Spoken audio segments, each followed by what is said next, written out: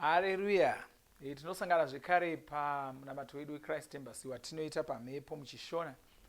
Ndichivimba kuti makava nesvondo rakanaka uye ndichivimba kuti manga muri kufamba nesu paminamato yedu. Zvekare ndinoda kuchingamidzai nokugamuchirai kana kari kekutanga kunge muri kusangana nesu pachechi ino pamhepo uye paminamato ino. Ndinoti maita chinhu chakanaka uye ndinoziva kuti shoko raMwari richakubatsirai, kusimbisai, kusesedzai, kukusvitsai chaiko kwamunoshuvira kunge muri. Haleluya. Tichiri mugore redu riri kutotanga, tiri mugore redu rekurongedzera. Takataura izvozvo tikati gore rekurongedzera, tiri kurongedza kurongedzera kuuya kwaJesu Kristu, kurongedzera kubvutwa kwevatsvene mazuva aya azokwana. Haleluya. Vamwe vanofunga kuti manyepo, vamwe vanofunga kuti kuda inhema.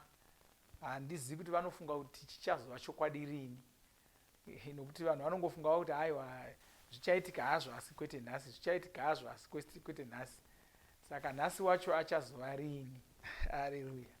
Shoko raMwari rinotitaridza zvakanaka kuti nhasi wacho ndo atosvika iyeyo. Saka igore ratiri kurongedzera, igore raunofanira kunge uchirongedzera, igore raunofanira kunamata Mwari nenzira yawanga usingambosiiti, igore raunofanira kungwarira kunamata kwako, kungwarira chikristu chako, kungwarira ukama hwako naMwari. Chinhu chakakosha ichocho. Igore raunofanira kutsvaka kuti chii chaungaitira Mwari, chii chaungavaitirawo, ndogore racho iro riri. Saka ndoda kuti takataura kuti tiri kumboramba tichidzidza mwedzi uno, nhasi ndo zuva rekupedzisira nomwedzi wandira.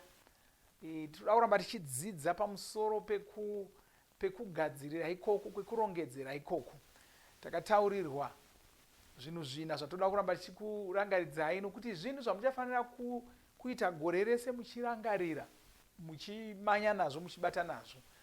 Kwanzi takati mwoyo wako unofanira kunge uchingoziva nezvokushumira Mwari. Ndo chokutanga ichocho, ndo nzira yaunorongedzera nayo.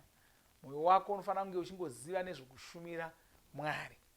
Kati unofanira kunge uine shungu dzekuvaka imba yaMwari.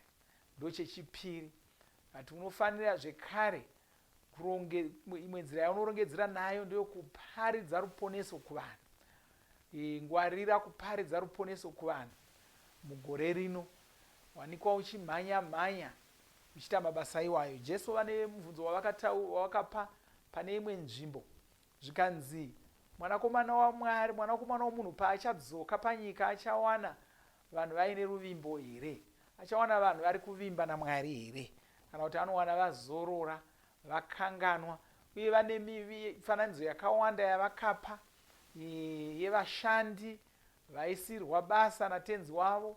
Tenzi voenda kunyika iri kure, vozodzoka vowana vamwe vashandi vaya vasina zvavari kuita, vakotsira, vakudhakwa, vakuita zvinhu zvisina kufanira.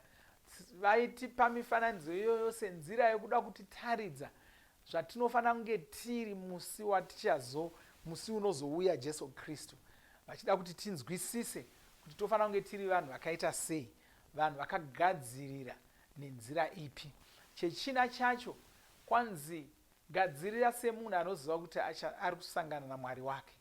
Takatsanangura kakawanda masvondo apfuura tichijekesa nyaya iyoyi yokuti munoona kana wanzwa kuti uri kuzosangana naMwari wako, pane dzimwe rongedzero dzaunoita, pane dzimwe gadziriro dzaunoita, pane zvimwe zvinhu zvaunongwarira, zvaunotsvaka kuti zvisawanikwa zviri pauri.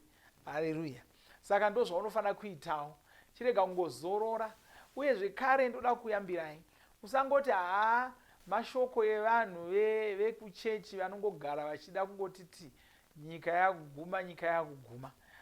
Izvozvo zvinozoita kuti uwanikwe usina kugadzirira, nokuti unenge wakazorora uchifunga kuti manyepo aya atajairira. Haleluya. vamwe vanotaura vachiti kwanzi Noa paakavaka ngarava iya, vamwe vanotaura vanoti vanhu pavakaudzwa kunzi mvura zhinji iri kuuya vakatomuseka, nokuti panguva iyoyo bhaibheri rinotitaridza kuti chinhu chakadaro changa chisati chakamboitika. Haleluya. Saka Noa wanga ari kutaura zvinhu zvaitoshamisa kuti zvinhu zvauri kutaura izvi zvinobvepi, uri kuzviwanepi, wamwei kuti utaure mashoko akaita saiwani. Tinozvionazve pana Roti. Bhaibheri rinotaura richitizivisa kuti pakauya ngirozi 2 muSodhoma maigara Roti. Vanhu varume vemuSodhoma imomo vakatanga kuda kukanganisa ngirozi idzi. Bhaibheri rinotitaurira kuti ngirozi idzi dzakavapofomadza vose ndokusara vasisazivi kokuenda. Ndokubva dzoti kuna Roti, chitora hama dzako dzese dzaunadzo, vanhu vese vaunoda kuti vapone vari muguta muno, enda unovatora tibude navo muguta muno, nokuti taakuda kuparadza guta rino. Jehovha ari kuparadza guta rino. Bhaibheri rinotitaurira kuti kwanzi Roti wakamanya kuvakwasha vake. Haleluya. Wakamanya kuvakwasha vake, aenda kuvakwasha vake achinovataurira kudaro, kwanzi vakamuona seanga akupenga.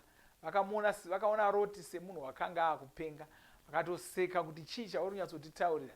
Havana kugona kuzvigamuchira izvozvo, kuti ungouzwa kunzi zvafanira kuti izvozvizvi mumwe munhu akatanga kumhanya neguta kudai Bhuruwayo, Masvingo, Harare kana chii, achimhanya neguta rese achidanidzira achiti vanhu budai muguta munomu raakuda kutsva, vanhu vanoseka zvokuti dhu.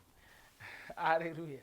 Vanhu vanoshaya kuti zvabvepi, vanongoti hameno mupengo wauya uyu, hameno chamupenzawo chiri kuitika mazuva ano. Asi zvokuguma kwenyika nokuuya kwaJesu Kristu zvinhu zvatakaudzwa zvakayambirwa kare kare. Saka haufaniri kuzviona sezvinhu zvemanyepo. Unofanira kugadzirira, usazoita sevakwasha vaRoti vakaseka tezvara vavo vakazosara uchiona vakademba kuti deno vanga vateerera. Usazova mumwe wavamwe vanoti deno ndakateerera. Haleluya. Asi regai tipinde zvekare mune chimwe chidzidzo chatinowana mubhuku reRhapsody. Tinochiwana mubhuku reRhapsody romuna Zvita wegore rapera. Chidzidzo ichi chinotitaridza zvekare chitibatsira kuziva kukosha kwekugara takagadzirira. Musoro wacho unoti kwanzi rarama semunhu anoziva kuti mweya. Rarama semunhu anoziva kuti mweya. VaRoma ese rendima yepfumbamwe. Kwanzi asi imi hamutongwi nenyama asi nomweya, kana mweya waMwari achigara mamuri. Uye kana munhu asina mweya waKristu haasi waKristu. Ngaiti manye kuverenga chidzidzo icho tione zvimwe zvinhu zvatinodzidza pamusoro pazvo. Chimutse matiri shungu dzokugara takagadzirira pfungwa dzedu dziri pazvinhu zvatinofanira kunge tichikoshesa.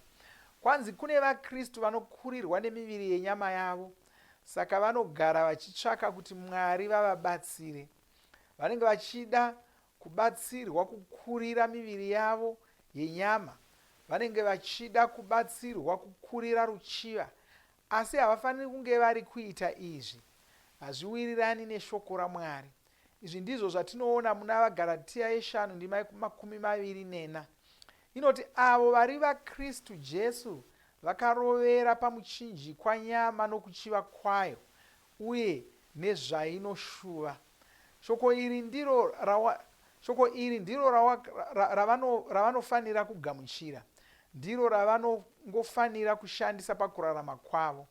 Iwe wava muna Kristu Jesu. Haleluya. Mona ishoko guru iroro kwanzi iwe wava muna Kristu Jesu. Zvizive semunhu ava muna Kristu Jesu.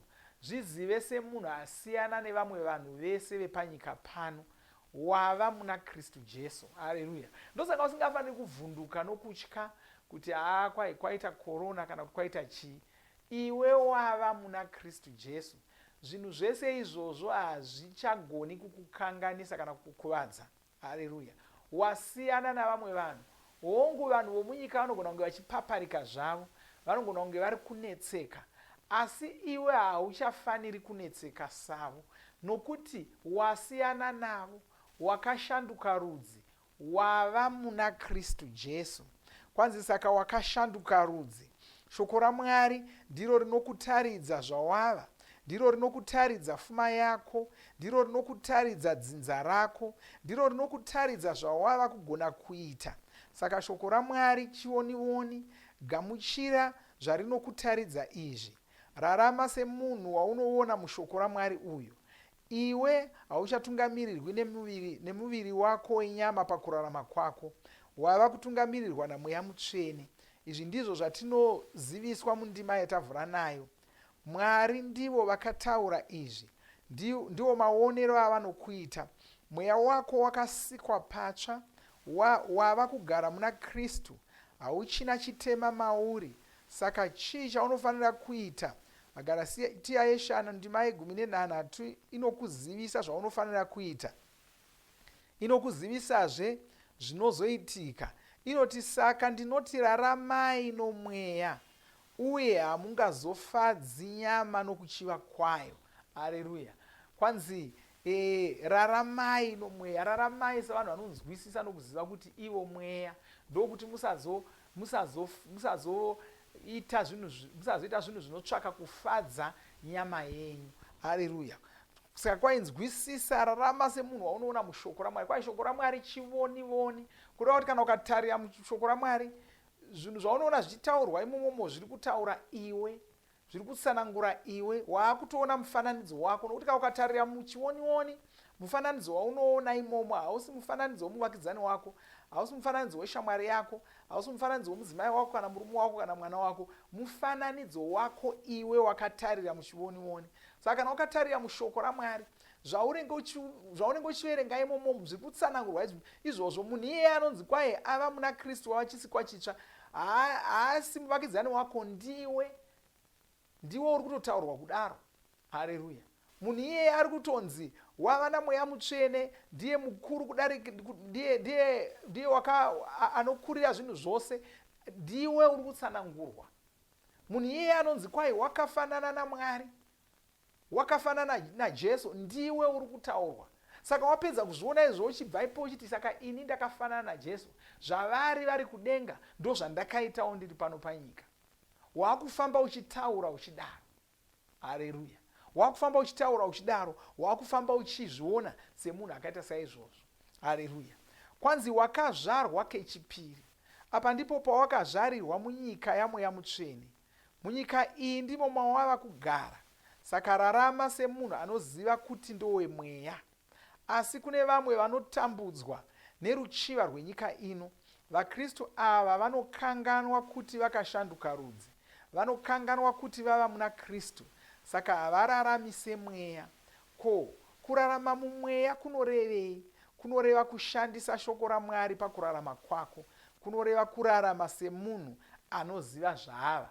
Kwai kurarama mumweya, nokuti dzimwe nguva kana tichingotaura mashoko iwayayo tisingatsananguri zvakanaka, vamwe havazonzwisisi zvatechitaura. Kana tichiti rarama mumweya, tinoda kuti rarama uchitungamirirwa neshoko raMwari. Tungamirirwa neshoko raMwari pakurarama kwako. Shoko raMwari rinoti kwanzi, munhu anotenda, munhu wakagamuchira Jesu, akaturika ruoko rwake pane anorwara, munhu anorwara anopora. Kana waverenga zvinhu zvakaita saizvozvo, zvatsanangura iwe, chirarama semunhu aakuzivisa izvo, chirarama uchitungamirirwa neshoko iroro. Chitanga kuzviona semuporesi wavarwere. Kana ukazviona semuporesi wavarwere, haugoni kuchizozviona iwe uchirwara. Haleluya. Hazvichagoni, nokuti uri muporesi wevarwere. Saka wakuziva kuti iwewe zvinorwarisa vamwe hazvichagoni kukukanganisa iwe. Wenyangwe zvikada kuuya, nokuti uri muporesi wavarwere, unogona kuzviporesavo nyangwe newo. Nokuti kana uchigona kuisa ruoko rwako pamusoro pevarwere vachipora, kureva kuti nyangwe iwe ukarwarawo ukaisa ruoko rwako pauri, unofanira kupora. Haleluya. Saka tungamirirwa neshoko riri pakurarama kwako. Chirega kungoti pakaipa COVID yauya kushata. Chirega kungoti mukondombera mazuva ano. Chirega kungoti zvirwere zvawanda mazuva ano. hauchagoni kuvhunduka zvirwere iwe uriwe une gwenzi racho. Haleluya. Ndiweka une gwenzi racho, uchagovhunduka chii? Ndiweka n'anga yacho, uchagovhunduka chii? Nyange pachivanhu chaipo chaipo n'anga haivhunduki. Ichikuonai muchimhanya, iyo inenge ichitoganza, ichitozviona sokuti imi munomhanya ina handimhanyi. Haleluya. Asi simba raunaro rinotodarika ren'anga. Gwenzi rawakabata rinodarika ren'anga. Haleluya. Saka zvionesa izvozvo ndokwe kurarama mumweya. Saka munhu anorarama mumweya haavhunduki zvinhu, haatyi. Haleluya. Kwai kudai wakazvarwa patsva, chivavarira zvinhu zvepamweya. Ndizvo zvinofanira kukunakidza. Kwanzi chivavarira zvinhu zvepamweya ndizvo zvinofanira kukunakidza. Tichitaura pamusoro pekurongedzera kwatakuita. Tikutaura pamusoro pekugadzirira kwatiri kuita. Tatotaridzwa pano chimwe chinhu chatinofanira kuita. Zvinhu zvapamweya ndizvo zvinofanira kukunakidza. Ndizvo zvinofanira kukufadza. Ndizvo zvaunofanira kukoshesa. Farira kupinda chechi. Farira kudzidza rapsodi rako. Farira kuverenga bhaibheri. Farira kunamata. Farira zvinhu zvepamweya. Ndizvo zvinofanira kukunakidza. Kwanzi asi kuda ungashuva zvinhu zvenyika ino, unofanira kubva wazvidzora, zvitaurire uchiti, kwete, handichisiri werudzi urwu, ndava muna Kristu, saka ndava kururama kwaMwari, ndava chipuka chitsva, shungu dzangu dzava pana Mwari, dzava pashoko ravo, zvinhu zvekudenga ndizvo zvandinoshuvira, handichina hanya nezvinhu zvenyika ino. Haleluya. Saka unoona, chirega kuwanza hanya nezvinhu zvenyika ino. Shungu dzako ngadzichiva pazvinhu zvekudenga. Pfungwa dzako ngadzichiva pazvinhu zvekudenga. Haleluya. Ndozvatotarirwa muna vaKorose 3. Tichiverenga kubva pandima yekutanga tichienda kusvika pandima ye3 yechina. Tinotaurirwa izvozvo kwanzi pfungwa dzedu ngadzigare dziri pazvinhu zvokudenga. Haleluya. Saka ndo mararamiro anofanira kuita. Ndokurongedzera kwaunofanira kunge uchiita ikoko. Regai tinyengetere. Baba, toda kutendai nezita raJesu Kristu. Tinokunamatai, tinokukudzai. Topa mbiri kwamuri. Topa rumbidzo kwamuri kuti muri Mwari vakanaka. Toda kutendai uye ndonyengetera iko zvino ndichinyengeterera mumwe nomumwe wandiri kusangana naye. Notaura maropafadzo enyu pamusoro pake. Nezita raJesu Kristu. Mweya wake uri kukura. Shoko raMwari riri kuwanda maari. Nezita ramambo Jesu Kristu. Ari kuita zvinhu zvikuru neshoko raMwari. Ari kurarama mweya. Ari kutungamirirwa neshoko raMwari pakurarama kwake muzita ramambo Jesu Kristu. Chinyengeterera vose vari kuzwa zvakanaka. Nodzingira kure kubva pavari zvirwere zvese. Nodzingira kure kubva pavari marwadzo ese nezita raJesu Kristu. Ndichirayira kuporeswa kwenyama yavo nezita raJesu. Chikurayirai wechiti bvuma kuti waporeswa muzita raJesu Kristu. Amen. Haleluya. Haleluya. Ndoda kurangadzai zvekare kuti kutanga mangwana musi wa25 manheru na8 tinenge tichisangana naFudzi Chris pamaTV edu, pamhepo, paintaneti nepamwe pakawanda-wanda. Saka ndoda kuti mubate Fudzi Chris ipapo isvondo rese kubva musi wevhuro kusvika musi wesvondo wacho, tichisangana naMufudzi Chris tichidaro. Saka ndoda kuti musadarikwa neminamato iyoyo. Vanenge vachidzidzisa zvinhu zvakawanda. Mazuva ano munongovaona mazuva acho kutya kwazara munyika. Shoko raMwari ndiro rinogona kubatsira usavhunduka nokupaparika sevamwe vanhu vese vese. Mwari vakuropafadzei. Ngatisangane zvekare pakati pesvondo ipapo nomusi wesvondo zvekare tichienderera mberi tichibatana paminamato. Mwari vakuropafadzei. Amen. Tinovimba makomborerwa nemunamato wesvondo rino. Kana manga musati mazvarwa patsva, namatai mumashure mangu, muchidudza, muchirevesa. Taurai muchiti, Mwari vari kudenga, ndinouya kwamuri, ndinokoka Jesu kuti vapinde mumwoyo mangu. Ndinokumbira kuti Jesu vatonge upenyu hwangu. Ndinopupura kuti Jesu ndivo vava Ishe wangu. Saka ndinogamuchira upenyu usingaperi mumweya mangu. Ndazvarwa patsva, ndava chisikwa chitsva. Ndinokutendai. Amen. Makorokoto mazvarwa patsva, tinokugamuchirai muchechi yeChrist Embassy. Titumirei zita renyu nekwamunogara. Munogona kutumira iri SMS kana WhatsApp pa 0772 215 kana kutuma tsamba pa shona@gmail.com. Muchida kupa mpiro yenyu neEcocash, rovai namba *151*2*5*58225# motevera zvinenge zviri kutaurwa neEcocash ipapo. Kana muine nhare dzemazuva ano munogona kushandisa KingsPay kupa mpiro yenyu. Shandisai kodi inoti TNIOG nemavara makuru. Tinoda kukuzivisai zvinotevera.